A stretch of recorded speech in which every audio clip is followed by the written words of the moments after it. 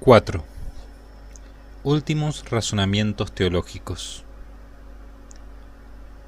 La verdad nunca resultará fácil de comprobar, pues al final siempre lo que tenemos es una voz que habla a través de una persona posesa. No podemos descartar que todo, de principio a fin, sea un engaño del demonio que se hace pasar por lo que no es. Si es cierto que las entidades que se manifiestan a través de los exorcismos son almas humanas, cabría la posibilidad de que ellas no sean otra cosa que almas cuya suerte estuviera ya definitivamente fijada desde el momento de la muerte. Puede que se hayan salvado, aunque ellas no lo sepan en medio de las oscuridades de su estado de sufrimiento. Algunas almas del purgatorio probablemente se encuentran en un estado tan penoso que ofrezcan la sensación de estar desesperadas, en una situación de indeterminación. Caben dos posibilidades que no son excluyentes. A.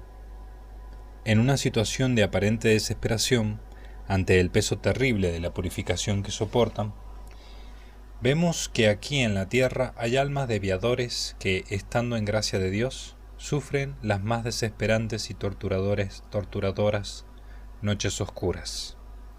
Aquí en la tierra, aun siendo tentados con el suicidio, no dejan de estar en gracia de Dios. B. Y en una situación de aparente indeterminación, puede haber almas en el purgatorio que todavía no sienten el amor de Dios. Y aquí sí que se puede traer a aducir el texto de San Juan de la Cruz, antes citado, en el que el santo hablaba de estas almas del purgatorio, que les parece que no les quiere Dios a ellos, y que padecen grandes dudas de que han de salir de allí jamás, y de que se han de acabar sus penas.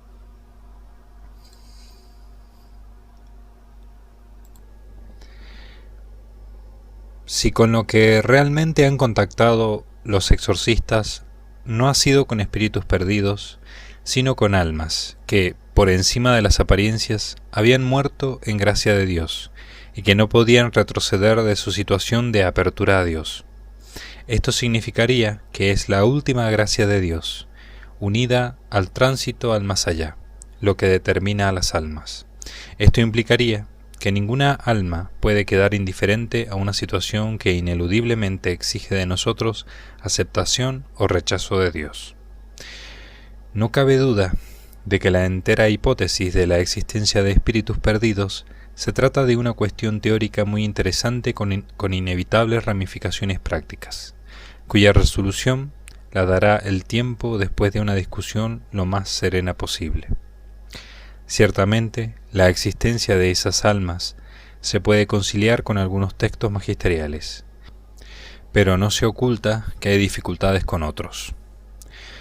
Como asunto de estudio, este tema no es intrascendente, porque sea cual sea la resolución de esta cuestión, nos llevará a conocer mejor cuáles son los límites posibles aceptables dentro de la escatología católica. Albergamos temores de que el tema pudiera traspasar el ámbito académico, para entrar en el campo de la predicación. Ya el Concilio de Trento, en la sesión 25, que trata del purgatorio, establece, y cita: exclúyanse, empero, de los sermones, predicados en lengua vulgar a la ruda plebe, las cuestiones muy difíciles y sutiles que nada conducen a la edificación, y con las que rara vez se aumenta la piedad.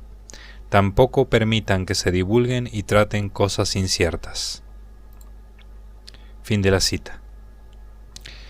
No deja de ser curioso que esta recomendación se hiciera precisamente en la sesión que trataba del purgatorio.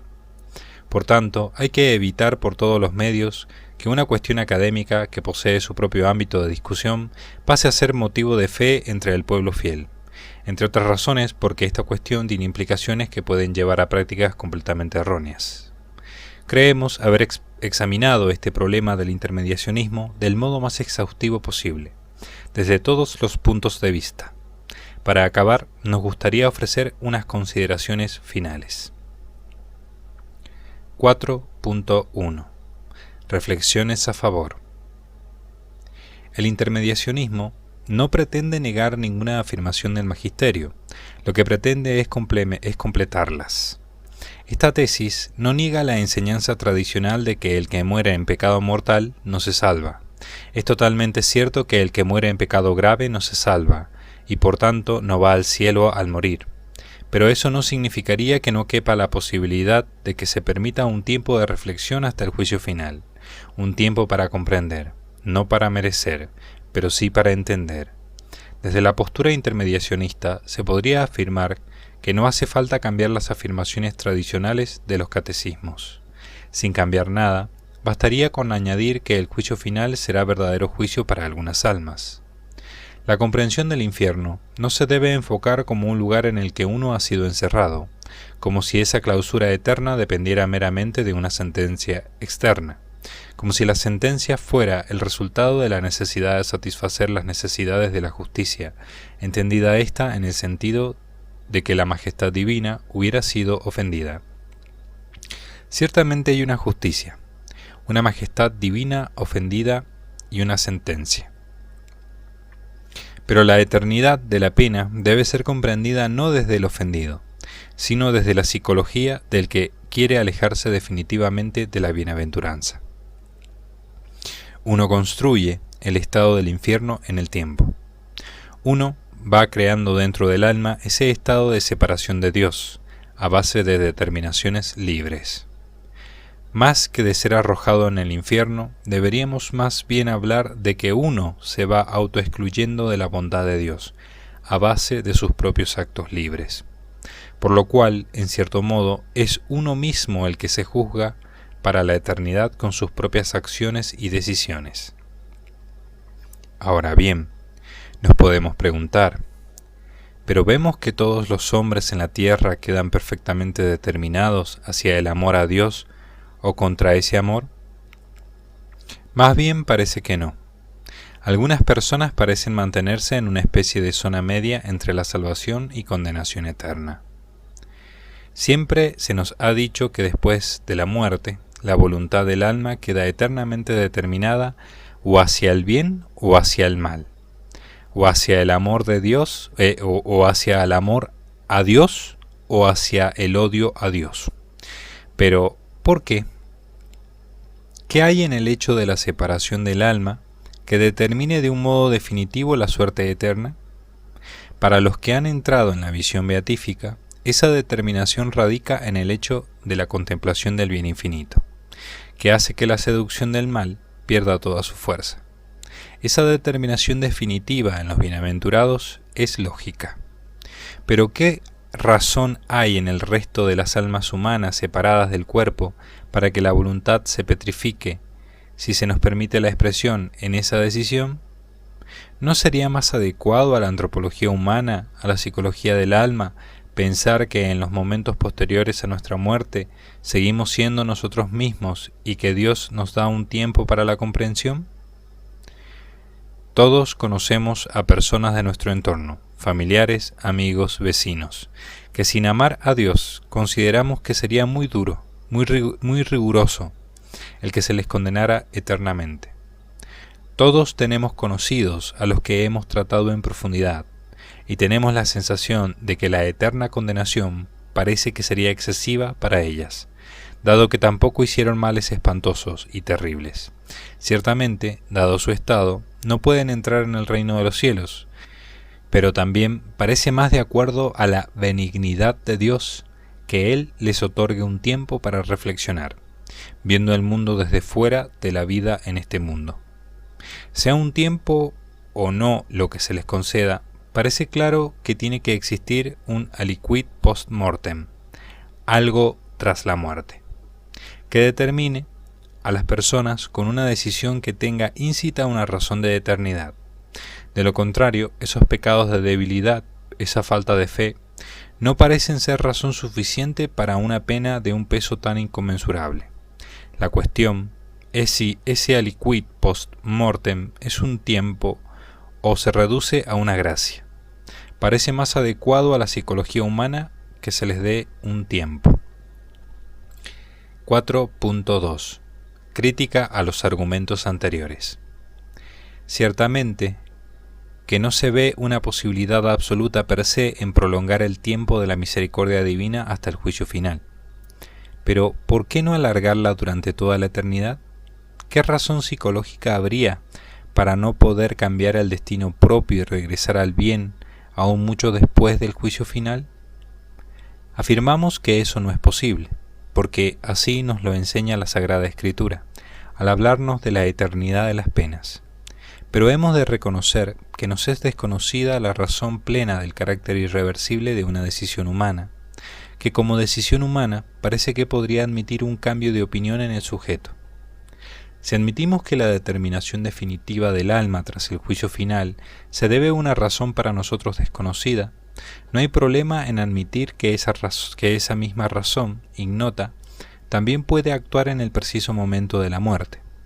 En el fondo, ambas concepciones, tanto la de la inmediata determinación definitiva tras la muerte como la intermediacionista, son en esencia iguales.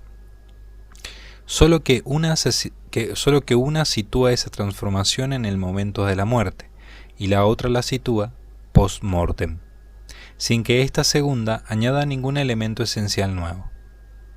Por otra parte, está el hecho de que uno muere en el momento que Dios determina. La existencia de un ser infinito que tiene pleno dominio sobre todas las causas implica que nadie muere por casualidad.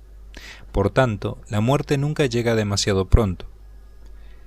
Siempre llega en la hora en la que el Omnipotente sabe que es el momento perfecto. ¿Para qué alargar el tiempo cuando la hora es la perfecta? A esto hay que añadir otro dato. El momento temporal de la muerte puede alargarse subjetivamente de un modo notable, de forma que el sujeto viva ese espacio de tiempo con una lentitud y conciencia equivalente a un gran periodo de tiempo terreno, de forma que el tiempo objetivo y el tiempo subjetivo en el momento de la muerte pueden ser extraordinariamente diversos. La vivencia del tiempo puede alargarse, ralentizarse, profundizarse, en lo que aparentemente pudieran parecer un par de segundos. Infinidad de relatos de experiencias cercanas a la muerte nos hablan de este hecho, aunque lo conocido de forma más popular sea tan solo que la vida entera puede desfilar con todos sus detalles ante los ojos del moribundo en apenas un instante. Estos dos elementos, la decisión divina de cuándo ocurrirá el fin del tiempo deviador y la posibilidad de un largo tiempo subjetivo en ese momento previo a la separación del alma y el cuerpo, son datos que parecen quitar fuerza a la necesidad de un tiempo post-mortem. Pues desde esta perspectiva, el tiempo de vida se nos muestra como un tiempo completo, consumado, perfecto, en el sentido de que se ha llevado a cabo todo lo que debía llevarse a cabo, tanto por Dios con su gracia como por el hombre con sus decisiones, para alcanzar una decisión definitiva. El gran problema de aceptar la visión escatológica intermediacionista es saber qué es lo que pondría punto final a la posibilidad del arrepentimiento en alguien que rechazara directamente a Dios. De hecho, como bien dice Mulder, y cita, nunca hubiéramos descubierto el peligro de la condena eterna sin la proclamación que de ella ha hecho la autoridad apostólica. Fin de la cita.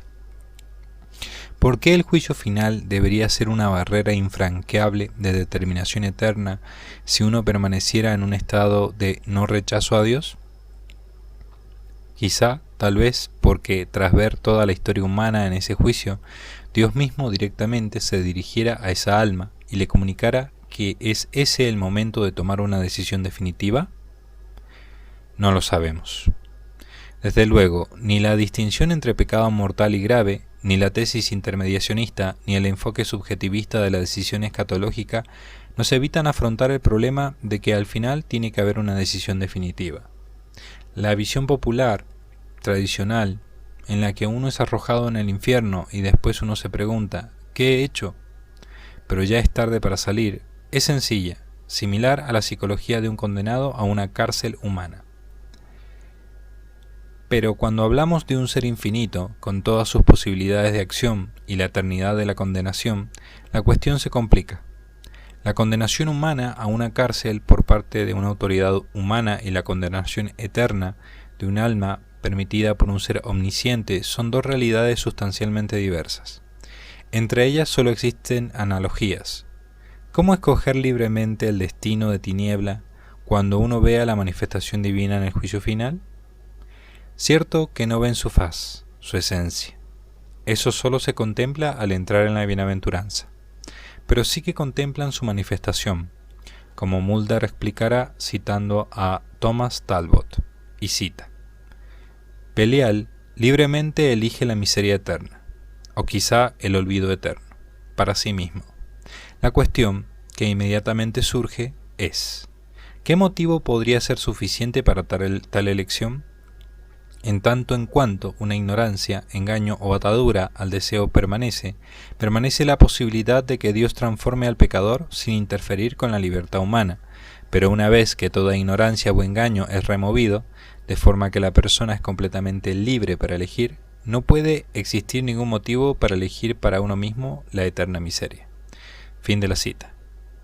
Desde luego no es fácil poder responder a esa pregunta, y todos nuestros argumentos y reflexiones son, en definitiva, un intento por comprender cómo se puede producir esa decisión que implica la libre determinación eterna a la condenación.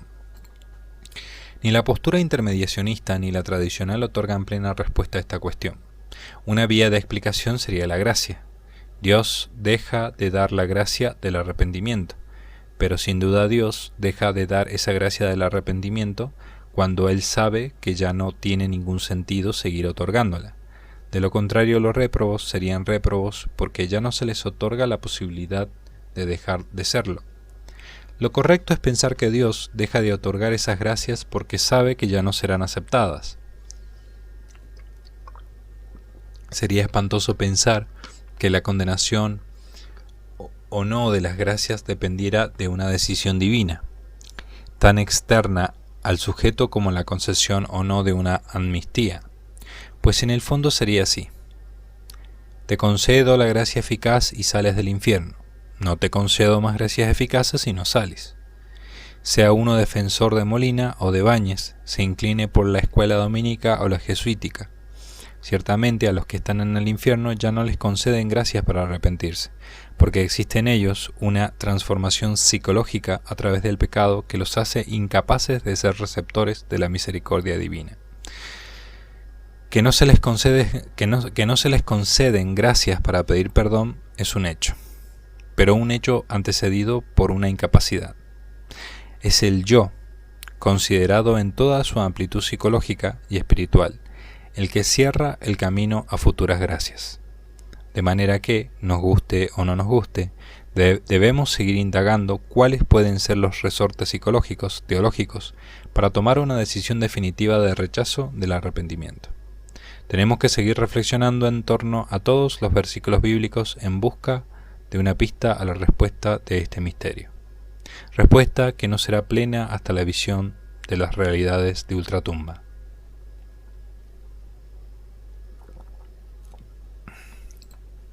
4.3 El enfoque actual de la escatología. No cabe duda de que la concepción actual del purgatorio, sin abandonar los esquemas tradicionales, se ha enriquecido desde los años 60 del pasado siglo. Bien es cierto que en el siglo XX el gran campo de debate en la escatología han sido cuestiones como la división alma-cuerpo, o la existencia o no de un tiempo entre la muerte y la resurrección para el alma separada. Sin embargo, en vano buscaremos referencias al intermediacionismo en los escritos y el debate de los grandes teólogos. Una cosa es clara, como dijo Danzak, tras pasar revista a todas las cuestiones escatológicas de la segunda mitad del siglo XX, y cita: el hombre es considerado como el sujeto de los eventos escatológicos. Ya no es más solo Dios, el que planifica o programa. Los eschata según un cierto escenario. El hombre no participa más en un cierto evento externo preparado por Dios, sino que experimenta el eschatón como su coautor. Fin de la cita. Inscrito en esta corriente de renovación del enfoque escatológico, escribía Ratzinger, y cita: La comprensión esencial cristiana del purgatorio ahora ha quedado clara. El purgatorio no es, como Tertuliano pensó, una cierta clase de campo de concentración del más allá, donde el hombre es forzado a someterse al castigo de un modo más o menos arbitrario. Más bien, es un necesario proceso interior de transformación, en el que la persona humana llega a ser capaz de Cristo, capaz de Dios, y así capaz de unidad en la entera comunión de los santos. Fin de la cita. La palabra clave es proceso de transformación. Y así, en un autor como Schleiermacher, la idea de la posibilidad de que un alma no se determine durante la vida. En ese autor, la idea, una maduración post-mortem, le llevó a una posición cercana al intermediacionismo. Y cita: ha habido intentos en el lado protestante de afirmar tras la vida un estado de algo parecido al purgatorio. Friedrich Schleiermacher ocasionalmente insinuó un futuro desarrollo del individuo más allá de la muerte. Se preguntaba qué sucedía cuando la muerte intervenía, en algunos casos antes de que la preordenación Foreordination se hubiera completado. El purgatorio se considera que es un proceso de purificación y crecimiento. No es ni un lugar ni un estado intermedio entre la tierra y el infierno, sino una parte de la consumación del ser humano. Fin de la cita. Por todo lo expuesto, diríamos que existen dos visiones distintas de la muerte. El momento del artículo mortis como una petrificación automática de la voluntad. Tesis que, vulgarizada y llevada al extremo, se condensaría en esta frase: si has muerto en pecado mortal, te conviertes al momento en un ser depravado que odia a Dios. Y la otra visión: el destino eterno del alma debe comprenderse desde la parábola del hijo pródigo.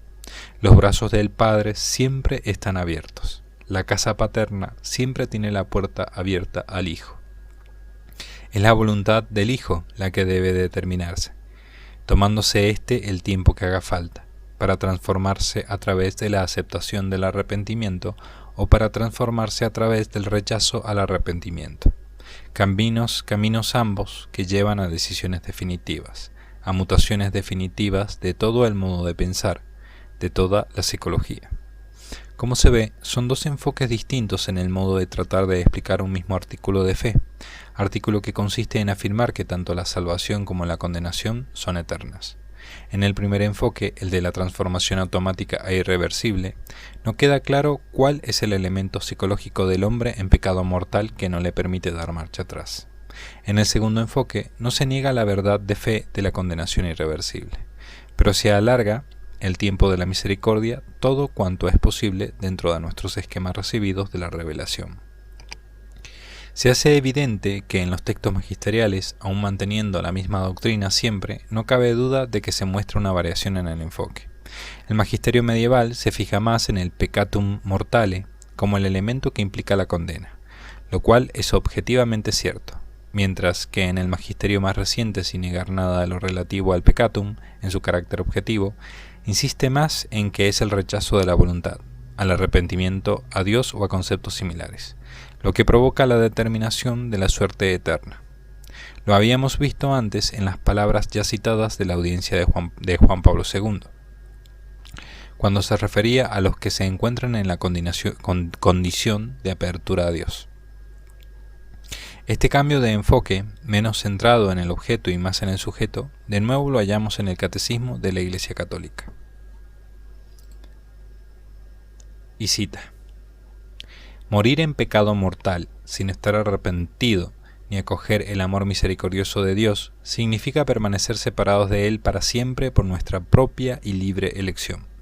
Este estado de autoexclusión definitiva de la comunión con Dios y con los bienaventurados es lo que se designa con la palabra infierno. Fin de la cita. La misma Comisión Teológica Internacional, al hablar de cuestiones referentes a la escatología, manifiesta en sus formulaciones este cambio de enfoque. Y cita: esta amistad consumada, libremente aceptada, implica la posibilidad existencial del rechazo. Todo aquello que se acepta libremente puede ser rechazado libremente. El que escoge hacia el rechazo no tendrá parte en el reino de Cristo y de Dios.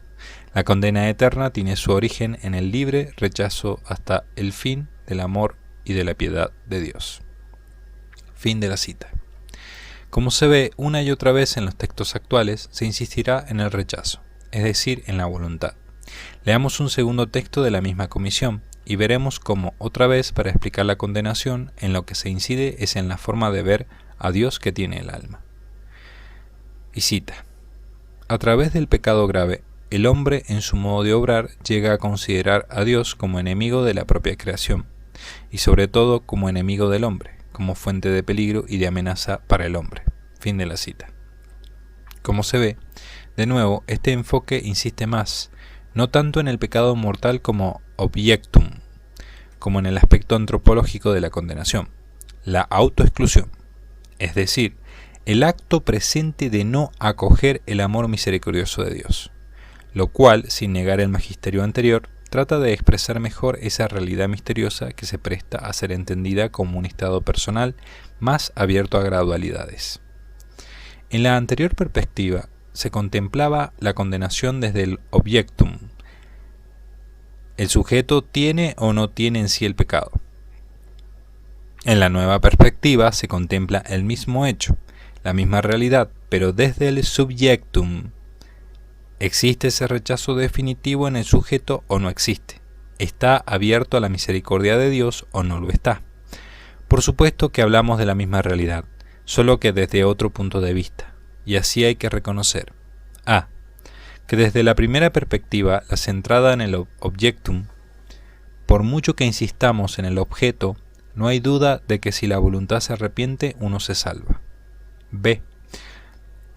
Que desde la segunda perspectiva, la centrada en el subjectum, por mucho que insistamos en el sujeto, ¿qué duda cabe que determinados pecados son de tal gravedad, que implican una transformación de la voluntad? Incluso hay pecados de tal radicalidad que supondrían una determinación irrevocable. El pecado contra el Espíritu Santo. Resulta claro que el magisterio pretérito ha insistido más en el objectum, desde una perspectiva legalista que no debemos olvidar que es cierta, mientras que el magisterio actual sigue insistiendo en el objectum, pero consciente de que ha aparecido el elemento de la perspectiva antropológica, y que ya no puede dejar de hacerse eco de ello. Ambas perspectivas son verdaderas. Ambas reflejan el misterio del que estamos hablando. La encíclica Veritatis Splendor insistía en este aspecto objetivo al recordar enseñanzas como las siguientes. Y cita: la opción fundamental es revocada cuando el hombre compromete su libertad en elecciones conscientes de sentido contrario en material moral grave. Con cualquier pecado mortal cometido deliberadamente, el hombre ofende a Dios que ha dado la ley, y por tanto se hace culpable frente a toda la ley. Es pecado mortal lo que tiene como objeto una materia grave y que además es cometido con pleno conocimiento y deliberado consentimiento. Se deberá evitar reducir el pecado mortal a un acto de opción fundamental contra Dios. Fin de la cita. La primera carta a los Corintios ofrece una lista de aquellos pecados que impiden heredar el reino de Dios. Sin duda, el intermediacionismo no puede convertirse en una razón para afirmar que los pecados graves dejan de ser motivo suficiente para no entrar en la bienaventuranza eterna. Son un obstáculo que se interpone entre la salvación y el sujeto. Si esa piedra de iniquidad que obstruye la entrada no se remueve, impide al sujeto entrar en el reino de los cielos. Ahora bien, si juzgamos desde la objetiva moralidad de los actos, pocos humanos podrían entrar en el reino de los cielos. Luego, algo tiene que suceder en el momento de la muerte, a no ser que creamos que son una minoría los que se salvan. Es así como debe entenderse la posibilidad del intermediacionismo, y no como una relativización moral. Desde este planteamiento, que supone una mejor comprensión de lo que es realmente el juicio de Dios en el momento de la muerte, se ha planteado finalmente en este momento el del devenir teológico la cuestión del intermediacionismo. No podía ser de otra manera, pues el enfoque antropológico, antes o después, iba a llevar a preguntarse si era posible una decisión salvífica post-mortem. El enfoque más centrado en lo antropológico y no en lo legal, conllevaba el que más tarde o más temprano nos preguntásemos si la psicología humana, en algunos casos, no precisaría de más tiempo para madurar, para entender, para sanar las heridas interiores que le impiden perdonar, para remover el obstáculo que no permite entender el plan de Dios y a Dios mismo. El intermediacionismo se ha planteado en esta obra a raíz de los relatos de posesión, pues es una persistente cuestión en las reuniones de exorcistas. ¿Qué debemos pensar de lo que nos dicen las entidades durante los exorcismos? Por ser un gran problema exorcístico, con repercusiones prácticas en el modo de exorcizar, lo hemos planteado aquí, pero con independencia de lo exorcístico. Constituye una de las preguntas que surgen de un modo natural a partir de un entendimiento antropológico del hecho de preguntarse acerca de la determinación definitiva de la voluntad humana. Pero reconocemos que el insidioso interrogante de por qué no es posible cambiar una decisión humana en toda la eternidad resurge. Eso es así aunque lo enfoquemos de un modo antropológico, aunque atendamos al proceso psicológico más que al aspecto objetivo de la moral. La nueva tesis, el intermediacionismo, no supone la solución definitiva al porqué de la determinación irreversible. A veces nos preguntamos si no constituirá una mera dilatación del problema, pero ciertamente el intermediacionismo parece un mecanismo más adecuado al ser de las cosas. 5. Algunos otros pasajes bíblicos. Los pasos bíblicos que consideramos que pudieran contener una posible relación con la cuestión del intermediacionismo ya han sido analizados. Aún así, existen 3 pasajes evangélicos que, sin ser susceptibles de poder ser usados como argumentación en esta cuestión, pudieran ofrecer una cierta luz sobre el tema. Son colocados aquí, tras analizar toda la problemática en torno a la cuestión, pues es en este momento cuando pueden iluminar la entera problemática. Si los hubiéramos colocado al principio, no hubiéramos entendido completamente en qué sentido pueden ofrecer alguna luz a lo explicado. 5.1. La resurrección de Lázaro. Lázaro es la prueba de que el texto de Benedictus Deus admite excepciones. En el caso de Lázaro, su muerte no se puede poner en duda, pues el cuerpo, tras 4 días en el sepulcro, ya hedía. Y Jesús mismo afirmó de forma expresa que había muerto. Esta resurrección es interesante, porque se da una muerte que no viene acompañada de la concurrencia de un juicio particular. Tenemos una verdadera muerte y una ausencia de juicio. Dado que antes hablábamos de si podían darse excepciones, debemos convenir en que esto es una excepción a la común ordenación de Dios respecto a la muerte. Lo mismo podríamos decir de otras resurrecciones que realizó Jesús, mencionadas unas individualmente y otras genéricamente, así como las 3 del Antiguo Testamento y las 2 del Nuevo. En total aparecen 8 resurrecciones en las Escrituras. De ningún modo se puede hablar de muertes aparentes, porque este resucitar muertos es uno de los signos de que Él es el Mesías. Los ciegos reciben la luz, los cojos andan, los leprosos son limpiados y los sordos oyen, los muertos resucitan. Mateo capítulo 11, versículo 5. Luego, esas personas estaban verdaderamente muertas. Además, ya se ha dicho que el cadáver de Lázaro hedía. Si bien, en el caso del niño de Tróade, San Pablo dice algo relevante a este respecto. Su alma está en él. Esas palabras de San Pablo nos explican cómo entender la afirmación de Jesús al llegar a la casa de Jairo. La niña no ha muerto, está dormida.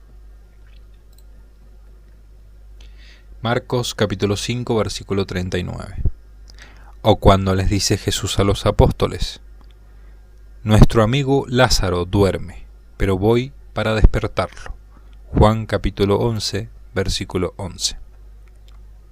Por lo cual sabemos que el estado intermedio de esas almas fue la inconsciencia, algo igual a quedarse dormido. Pero aunque estuvieran como dormidos, queda claro que estos casos excepcionales de la Escritura no entran dentro de la disposición divina común con respecto a la muerte. Eso resulta innegable. La cautela que antecede al texto de Benedictus Deus se justifica plenamente con estos casos. Alguien podría afirmar que estos casos de resurrección, más los casos de Enoc y Elías, constituyen todo el contenido de la cláusula acerca de la ordenación común. Pero también se puede argumentar que si ha habido excepciones, nada impide que pueda volver a haberlas. No hemos incluido en el aparato de las resurrecciones precedentes a los hechos descritos en Mateo 27, versículos 52 al 53, y cita: "Y las tumbas fueron abiertas, y muchos cuerpos de los santos, Hagión, que reposaban, se levantaron, saliendo de las tumbas después de la resurrección de él, Cristo, y entraron en la santa ciudad, y se aparecieron a muchos". Fin de la cita. Hay que mencionar que la forma verbal egerce, que es la que se usa en ese texto, pertenece al mismo verbo que se usa para las resurrecciones. Este texto de los santos hierosolimitanos que resucitaron no hubiera sido problemático si hubiera afirmado tan solo que esas almas se aparecieron. Lo que plantea más dificultades es que hay como una insistencia en la materialidad del hecho. Se dice que los cuerpos, somata, se levantaron, y se añade que salieron de los sepulcros. De forma que queda claro que nos encontramos con otra acepción escatológica, pues sus cuerpos salieron de los sepulcros, como saldrán en el día del juicio final. Una vez más, la común ordenación de Dios encuentra otra excepción. Una vez más, la voluntad divina se impone a la regla general.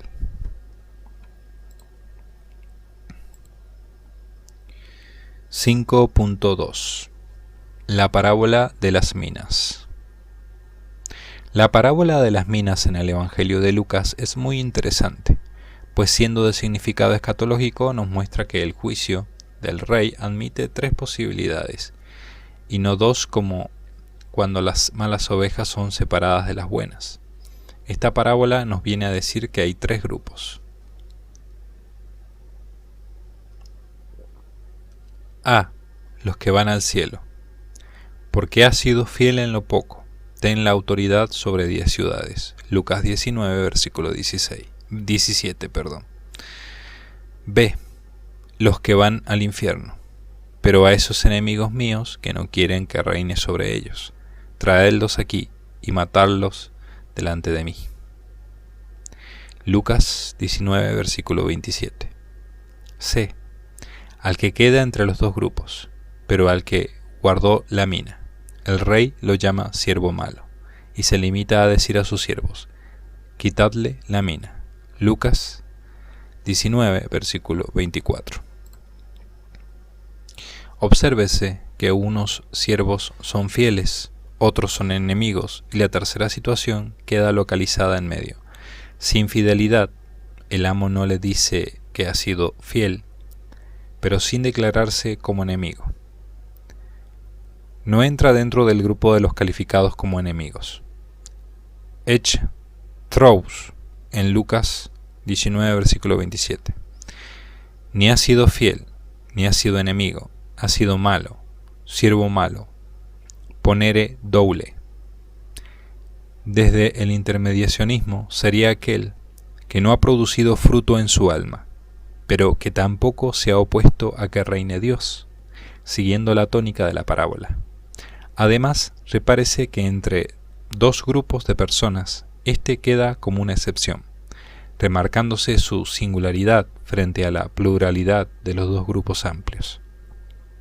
La parábola paralela, la parábola de los talentos en el Evangelio de Mateo, no nos ofrece información adicional sobre este tercer estado, aunque en la parábola de los talentos tampoco el juicio del Señor, Kyrios, respecto a este siervo concreto que entierra el talento, es similar al de los enemigos del rey de la parábola de las minas, sino que se limita a declarar primero que es siervo malo y perezoso, después le llama un siervo inútil y a expulsarlo.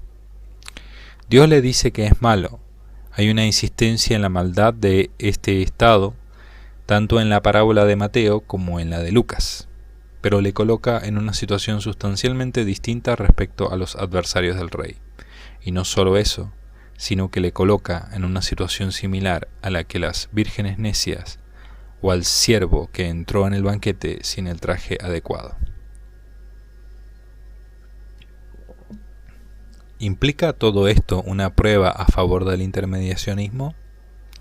Es evidentemente no, pero supone una base para afirmar que en los escritos neotestamentarios entre los bienaventurados y los réprobos puede existir una tercera situación. Hay una diferencia radical entre los que simplemente no entran al descanso del rey y los que son arrojados al lago de fuego y azufre. Apocalipsis 20, versículo 10. ¿Es posible que en un segundo momento las vírgenes necias lograran el aceite? ¿Que el invitado a la boda consiguiera el vestido adecuado y que el siervo inútil pudiera presentar algo en su pañuelo sudario en Lucas 19, versículo 20? Además, resulta indudable que sobre la tierra solo hay una vida, pero resulta interesante observar que el acto de ser arrojados al lago de fuego tras el juicio final de los muertos, necrouskai ekristesan, Apocalipsis 20, versículo 13, es denominado como una segunda muerte. El lago de fuego es la segunda muerte. Apocalipsis 20, versículo 14. 5.3. Los trabajadores contratados en la viña. La parábola de los trabajadores de la viña, contratados a diferentes horas en el Evangelio de Mateo, es una parábola de indudable sentido escatológico. Y repárese que al final de todo, el Señor de la viña, y por tanto Dios, dice: ¿o no me está permitido hacer lo que quiero en mis cosas? Mateo 20, versículo 15. ¿Acaso no encontramos este versículo en la misma sintonía que la afirmación de Jesús a Pedro cuando le dice: ¿y si quiero que éste se quede hasta que vuelva, a ti qué? Juan capítulo 21, versículo 22. En definitiva, magisterialmente, una cosa es afirmar lo que las cosas son, y otra muy distinta es afirmar que Dios no puede hacer algo. Si ese algo puede ser hecho por Dios sin incurrir en contradicción, distinto sería si ese algo fuera imposible per se. Una cosa es cuando el magisterio nos enseña lo que las cosas son. Dios es uno y trino. La transustanciación, la inmaculada concepción de María, que Jesús posee dos naturalezas, que María es Madre de Dios, etc. Y otra cosa muy distinta es afirmar que en el obrar de Dios las cosas no pueden ser de otro modo, aunque no exista una imposibilidad absoluta. Una cosa es afirmar cuál es la ordenación de Dios, y otra muy distinta es afirmar que no puede darse una singularidad en esa ordenación. En muchas materias la definición que expresa la ordenación divina puede ser cierta, y no obstante la singularidad puede darse. En esos casos la afirmación del magisterio es verdad, y la singularidad lo es también. Toda afirmación magisterial expresa la verdad, pero no siempre el reverso de una verdad sigue siendo verdad. Santo Tomás de Aquino y otros autores negaron la Inmaculada Concepción de María, basándose en las palabras de San Pablo acerca de la universalidad del pecado. No se dieron cuenta de que el versículo era verdadero, totalmente verdadero, sin mezcla alguna de error, pero que la voluntad de Dios estaba por encima. El camino para defender la Inmaculada Concepción de María no estaba en aceptar un grado de falsedad en ese versículo de la palabra de Dios. Lo mismo se podría alegar respecto del intermediacionismo. Otro ejemplo lo vemos en que durante generaciones no pocos teólogos, basados en ciertas declaraciones magisteriales, se creyeron en conciencia obligados a sostener que los niños no bautizados serían eternamente privados de la visión de Dios, que fuera de la iglesia no había salvación, o que un adolescente que muriera tras haber pecado de masturbación sería atormentado eternamente con suplicios infernales. Lo llamativo es que estas tres afirmaciones propuestas son verdaderas, en cierto sentido, solo en cierto sentido. pero la verdad que se contiene en ellas no excluye su integración en un marco más amplio de verdades. Esto es muy distinto que afirmar el relativismo de la verdad. Pero si es falso el relativismo, también supone un error negarse a integrar las afirmaciones magisteriales en un marco más amplio. Después de 20 siglos de teología y magisterio, sentimos un poco de pena por aquellos teólogos que se creyeron en conciencia obligados a sostener algo, a causa de una visión fragmentaria de la verdad, aunque este tipo de errores son propios de la debilidad humana, ya que solo vemos y entendemos parcialmente. Hago un espacio para leer esta cita a pie de página, que es el versículo de San Pablo, que menciona el texto que cita: por un hombre el pecado entró en el mundo, y así a todos los hombres. Romanos capítulo 5, versículo 12. Kai autus heis pantas anthropus. Fin de la cita. Vuelvo a recordarles que hay infinidad de citas en este libro, que yo las estoy saltando para mantener una continuidad en la lectura. Así que al que le interese, si llega a descargar la obra de la página del Padre, va a encontrar una cantidad de fuentes bibliográficas riquísima, y la verdad que extremadamente interesante. Ahora retomo la lectura. 6. Conclusiones finales. Después de haber pasado revista a todo punto que pudiera tener o no una relación con este tema, y de haber ofrecido una valoración respecto a cada argumento o indicio, ha llegado el momento de llegar a unas cuantas conclusiones finales. Aunque en los apartados anteriores se ha tratado de no dejar aparte argumento alguno, contaran estos con más fuerza o menos, es evidente que los puntos más sólidos en los que se podría basar esta tesis son algunas revelaciones privadas, que unidas a los testimonios de los exorcismos merecen que el tema sea objeto de discusión y el análisis en el ámbito académico. El posterior análisis de la escritura y el magisterio ofrecen la impresión de que hay espacio para la discusión. Después de todo lo dicho, considero que se puede llegar a las siguientes conclusiones seguras. A. El intermediacionismo no desea cambiar ningún enunciado del magisterio, solo pretende completar esos mismos enunciados. Pero aunque este sea su deseo, se trata de una tesis nueva, no presente en el magisterio, y por lo menos aparentemente en contra de lo enunciado en él. B. La existencia de ánimas en espera del juicio final no se niega por parte de la Escritura, pero carece de base bíblica segura. Se puede afirmar que no forma parte de la tradición de la Iglesia, que la Iglesia ha recibido acerca de lo que sucede tras la muerte.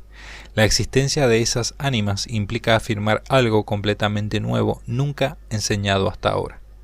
Ni en la homilética, ni en los textos litúrgicos, ni en los escritos de los místicos hallaremos apoyo para esta tesis. Las mínimas excepciones estudiadas aquí, provenientes de revelaciones particulares, son asumibles dentro del esquema tradicional de la escatología. Aunque entendida la tesis intermediacionista como añadidura al esquema tradicional, tampoco supondría una negación de ese esquema tradicional. C. El único apoyo para el intermediacionismo descansaría en los relatos de algunos exorcismos. Al final, como argumento en contra, podemos preguntarnos si es preferible creer a los demonios o al magisterio. Tampoco es desdeñable la posibilidad de que sean almas del purgatorio sumidas en las más profundas oscuridades tales que les hagan desconocer que no han caído en un estado de reprobación. Pero como argumento en defensa del intermediacionismo, también podemos afirmar que añadir algo no supone negar. D. La existencia de esos espíritus perdidos viene avalada solo por vía exorcística. La rica y amplia tradición mística de la Iglesia nunca ha mencionado nada al respecto, aunque también parece razonable pensar que si hubiera habido revelaciones favorables al respecto, lo más sensato hubiera sido autocensurarse, para no tener problemas. El silencio nunca es un argumento a favor de una tesis, pero en este caso callar ciertas cosas hubiera sido la acción más sensata de haberse conocido la existencia de estas almas. Por lo tanto, si se enseñara la tesis intermediacionista, no estaríamos ofreciendo un modo nuevo de explicar algo en lo que ya creíamos, sino que supondría enseñar algo nuevo. No es poca razón en contra el silencio total respecto a esta materia durante 20 siglos de fe cristiana. La fe de la Iglesia nos alumbra aquellas cosas que no podemos conocer, y sobre este tema hay un silencio total. Al final, las dos posturas a favor y en contra se podrían sintetizar en 2 párrafos. Primero, en contra del intermediacionismo. No es cierto que por vía de inclusión, esto es, la aceptación de excepciones, se podría mantener lo afirmado en el magisterio hasta ahora, pues algunas afirmaciones son incompatibles con el intermediacionismo. Se podría apelar a que esas afirmaciones pontificias no son magisterio extraordinario. Pero, a pesar de no serlo, esas afirmaciones son la expresión de la fe de la Iglesia tal como es creída por los fieles en todo el mundo. Por otra parte, apelar a las adiciones para salvaguardar una tesis es una vía muy peligrosa, pues toda afirmación magisterial podría verse sujeta a una revisión si se aplicara este método de las adiciones. Nada se podría decir de forma definitiva, todo se podría poner en duda sin negar su verdad. Segundo, a favor del intermediacionismo. Aunque no existiera la cláusula secundum Dei ordinationem communem, Dios puede hacer excepciones a aquellas leyes que dependen de su sola voluntad. Aunque Benedicto XII no hubiera hecho esa salvedad, la posibilidad de excepciones existiría. De ahí que aceptar todas y cada una de las afirmaciones del magisterio no implica excluir esta posibilidad. Lo que se discute no es si se aceptan las declaraciones de los sumos pontífices, sino si existe espacio teológico en el magisterio para encajar esta posibilidad. Si se nos exige una respuesta concisa a la pregunta de si la tesis intermediacionista es heterodoxa, la respuesta creemos que debe ser: no vemos que sea una opción contemplada por el magisterio, pero se debe seguir estudiando si se puede insertar en el esquema escatológico magisterial. Esta debería ser la respuesta simple. Para todos los matices que acompañan a esta respuesta, habría que referirse a las conclusiones anteriormente expuestas. No hace falta explicar que no es lo mismo no ver que algo se pueda encajar en el esquema escatológico del magisterio a afirmar que es contrario al magisterio. Nuestra opinión personal, después de muchos vaivenes, tras vacilaciones durante años de reflexión, es que en la arquitectura magisterial de afirmaciones y negaciones existe lugar teológico para encajar la tesis intermediacionista. Hay espacio para ello. Se puede encajar sin colisionar con afirmaciones dogmáticas.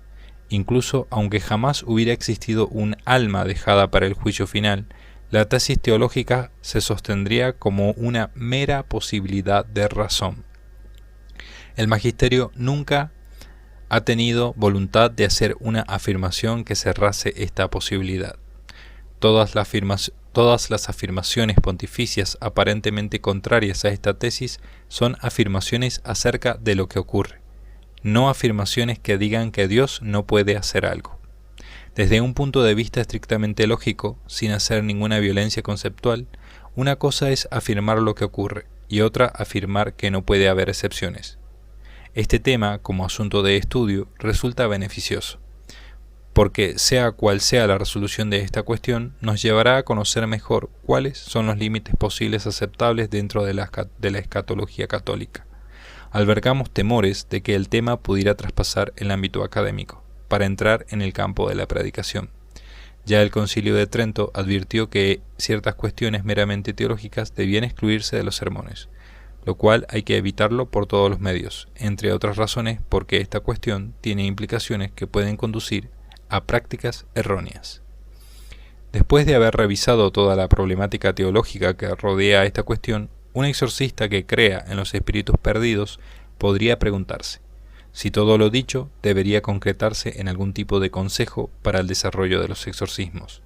Consideramos que basta con haber expuesto las dificultades en torno a esa tesis. Cada uno puede extraer las consecuencias prácticas que crea convenientes. Para el modo concreto de actuar de cada exorcismo con estas supuestas entidades, nada mejor que obrar de acuerdo al sentido común. Pero recuérdese que el exorcismo es, ante todo, oración y ejercicio de la potestad de expulsar demonios. Las sesiones no pueden convertirse en diálogos con las entidades. Siguiendo el ejemplo de Jesucristo con el endemoniado Geraseno, puede ser conveniente hacer algunas preguntas a esas entidades. Tal práctica exorcística de realizar algunas preguntas, además de ser secular, vino recogida en el ritual romano. Pero hay que recordar, y más a aquellos exorcistas que creen en el intermediacionismo, que las preguntas no pueden convertirse en la parte fundamental del acto exorcístico. Pues si el ministro estuviera errado, bien respecto a un caso en concreto, bien porque tal tesis general no fuera verdadera, habría perdido todo el tiempo del exorcismo en ese diálogo.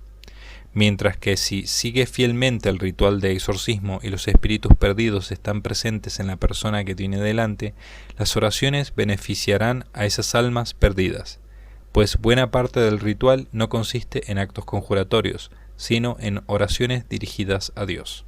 Oraciones que beneficiarán a esos espíritus sin necesidad de dirigirse a ellos. Dado que un cierto número de exorcistas se dedican a dar charlas y conferencias, una vez más recuerden la conclusión que hemos ofrecido. Aunque sostenemos que no es una tesis contraria a la fe, no vemos que la tesis intermediacionista sea una opción contemplada por el magisterio. No obsta nada en contra de que se siga profundizando en el estudio teológico de esta problemática, pero esta cuestión debe ser enteramente excluida de la predicación, reservándola únicamente para la discusión entre expertos.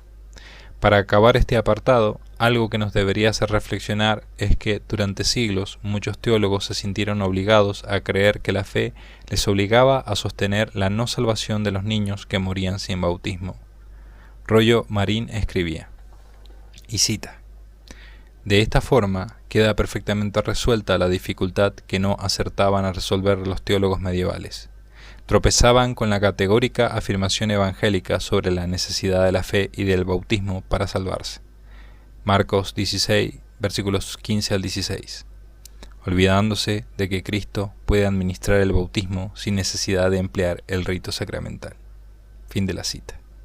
Otro ejemplo de cómo una afirmación rotunda les hizo pensar a muchos teólogos que no había espacio para las excepciones, lo encontramos en la disputa acerca de la Inmaculada Concepción de María.